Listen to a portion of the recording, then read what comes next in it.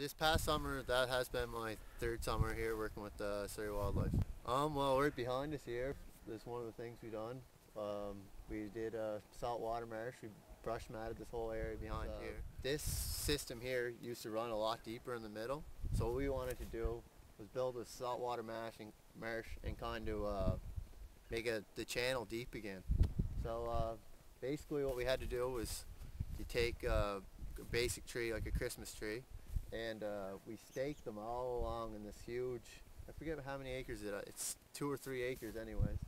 And it was a really tough job actually, because it'd be hot and you're walking in mud in the waders, and it wasn't the best job, but it's great that it has done, and we can see that it's already working, so it's great satisfaction in that matter. Drive a stake down, and then you one for each end of the tree, and you tie with baler twine, you tie the tree to it, and then you drive them down with sledgehammer. We do stream maintenance, and we take out beaver dams and do all kinds of stuff, put up eagles perches, just anything that comes up that we can do to help out the Wildlife Federation around here, we kind of try to get done. At the end of everyone we work with is great to work for and with, and it makes for an enjoyable summer, and it's great to be a part of something that gets a lot of stuff done and really does something for the community. With Kyle McDonald and Fred Chivery and Anthony McDonald. He's been on for 4 or 5 years now as well, and Tim Brothers, he's been here for 4, I believe. Robichaud, he's been here for 2, or I believe 2, and Jeff McLennan and Chad Mooney, just all great people. A lot of satisfaction out of just, well, for instance, this year we put in, we built digger logs for salmon habitat, and we put about 4,000-ish salmon in, and that's a great benefit because there was a big fish kill, and if we can repopulate the salmon habitat in Surrey River, that's great, I think. One of the things, the Surrey River stream is a very good stream for salmon because it's got nice rock cobble bottom, but what did lack a bit of shelter and cover. So we kind of want to do it before we put them in. We want to give them an extra chance to survive, and kind of just a trial for it as well.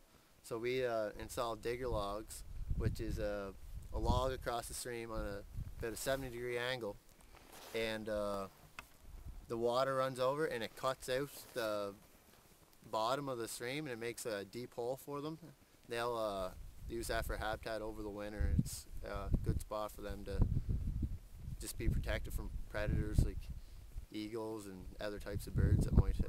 Alongside Todd P.E.I, and he's the head of the Atlantic Salmon Federation, and they came down for, it was 2 or 3 days, just kind of try to, and Dale Gignon, and they kind of showed us how they should be put in. He's done it quite a bit, and he kind of gave us the okay. We kind of knew, he said we knew what we were doing, and gave us the okay to put them in.